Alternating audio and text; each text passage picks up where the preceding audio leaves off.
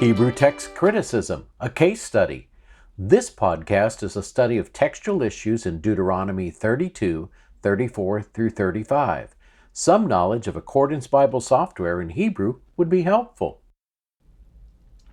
Accordance's extensive array of resources make investigating textual variants easy. Today's case study focuses on Deuteronomy chapter 32, verses 34 through 35. Is it a general promise that God will avenge His people, or does it prophesy a day of judgment before the world to come? Join me as we investigate this ages-old dispute with modern resources. Our target passage for today has been the subject of a long debate between Samaritans and Jews. Let's isolate just these two verses. I'll read the English. Is this not laid up in store with me, sealed up in my treasuries? Vengeance is mine, and recompense, for the time when their foot shall slip, for the day of their calamity is at hand, and their doom comes swiftly. This audio reading of the Hebrew Bible does it far better than I ever could. הלא הוא כמוס עמדי, חתום באוצרותיי, לי נקם ושילם, לעת תמות רגלם, כי קרוב יום עדם, וחש עתידות למו. There are three textual variants in this passage, so I've switched the parallel pane to the BHS apparatus. The first, in verse 34, is supported by both the Samaritan Pentateuch and the Greek Septuagint against the Masoretic text. It suggests that the Hebrew kamus may have originally been kenos, the original noon-vav combo having been misread at a mem at some point in the past, then passed down in the Masoretic text. The second and third variants are both in verse 35, again with the same witnesses on each side. The first of those is major, suggesting that the two letters, a vav and a mem, may have dropped out of the text. Instead of for me, the amended text would then read for the day. The second is minor. It suggests changing the Masoretic vowel pointing for the second letter, the lamed, from a sere to a kibbutz, as in Hosea 9:7. Let's focus on the first two variants and add the texts that support them. Here is the evidence for the first variant, the one in verse 34. The meanings of the two different passive participles are close, to store up and to gather, but they're not identical, and the Septuagint Greek sunektai clearly supports the Samaritan Pentateuch. Now, the rule of thumb with Hebrew Bible text variants is that if the Septuagint and Samaritan Pentateuch both support the same reading, it's to be preferred over the Masoretic text. The second variant, in verse 35, is more complicated and makes a greater difference in meaning. Is this a general statement that God will exact revenge, or is it a prophecy about a coming day of judgment? In the Masoretic text, the Hebrew li, to me or for me, would indicate the former, while the Samaritan Pentateuch's leyom, for the day, supports the latter. The difference is the two additional letters. The Greek Septuagint's enhemera also means in a day. Once again, the Septuagint supports the Samaritan Pentateuch. This would normally solve the issue, but in this case there's more evidence to consider. I thought I'd also take a look at the evidence of the Dead Sea Scrolls, since I have them in accordance. I can see why neither apparatus cited them. The first letter, the lamed, is certain, but it isn't in doubt. Notice that the next letter, the yod, is unclear. The raised circle over it tells us that, and the editors didn't even want to guess at what letter follows it. The rest is conjecture. Nevertheless, I decided to take a look for myself. I decided to open a second copy of the Dead Sea Scrolls, this time in manuscript order, searching for it with this reference. Here it is, in parallel with the Dead Sea Scrolls Index. It really is fragmentary, just two short snippets of text with nothing but editors' reconstructions before and after them. The index says images are available in the Leon Levy Digital Library. What have we got to lose? Let's click on the link and take a look. Well, This heading indicates that I'm on the right web page, thanks to the web link in the DSS index and Accordance's internal browser. However, I'm lost at this point. There are 12 photographic plates on this page and a lot of fragments on each plate. If I was looking for a longer section of text, I'd like to believe I could have found it. But a small fragment with 2 short text snippets with some indistinct letters? Not a chance.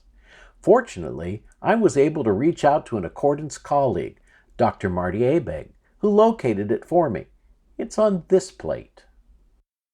Let's enlarge it a bit by clicking here. A bit of scrolling, and here it is. It's small, it's also upside down. Let's take care of both issues. I've cleaned this image up a bit, isolating the fragment from the background and enhancing its image. But this is the best I can do with a photo taken back in the 1950s. I do think it's sufficiently clear for our purposes. I've also placed a chart of Hebrew letters on the left to help with reading this older script. It's from Carta's Understanding the Old Testament.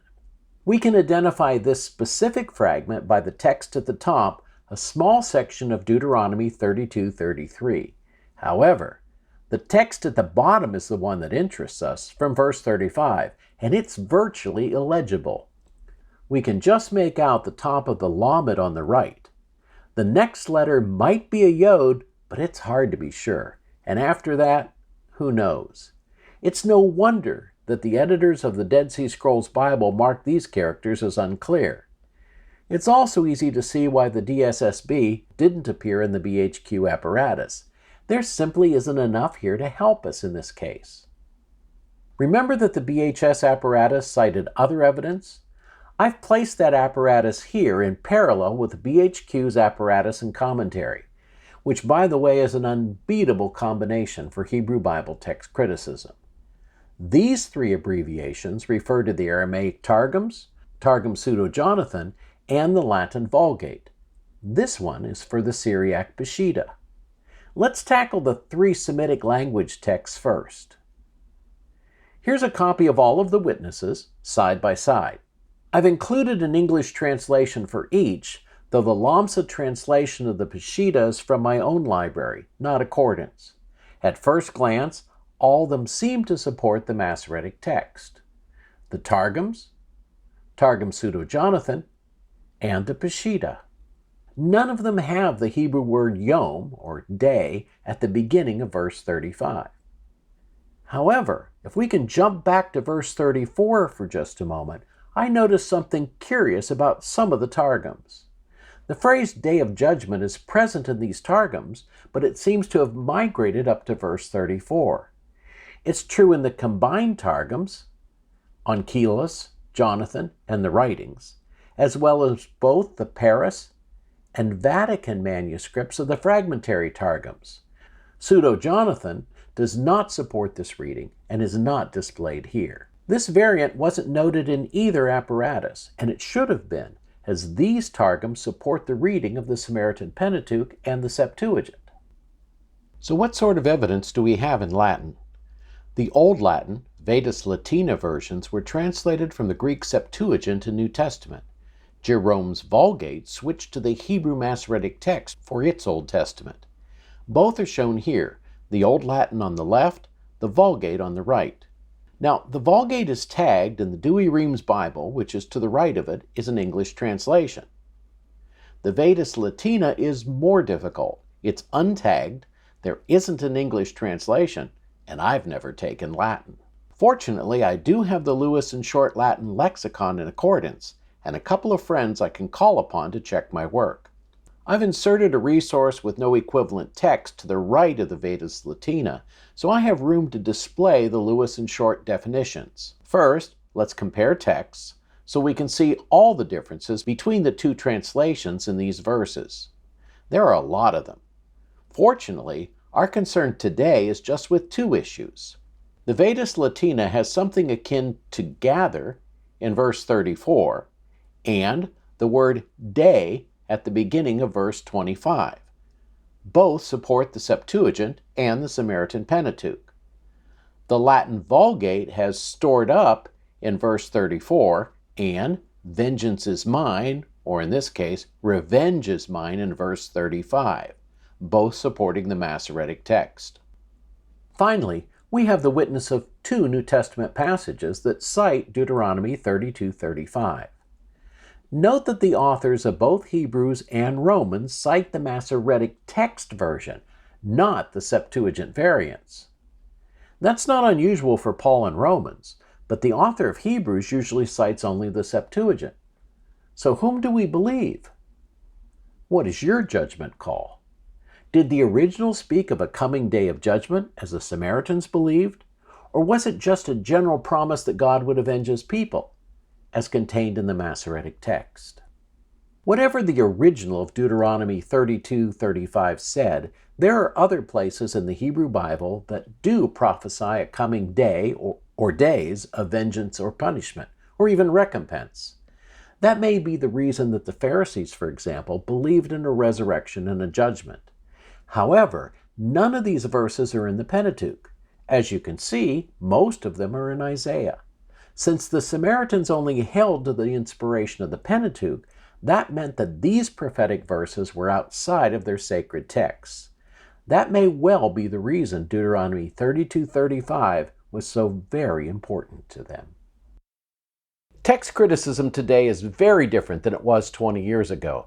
Many of the techniques are the same, but digital resources and programs like Accordance and internet access have made a lot of difference. With resources like these at our fingertips, it's absolutely amazing what we can accomplish.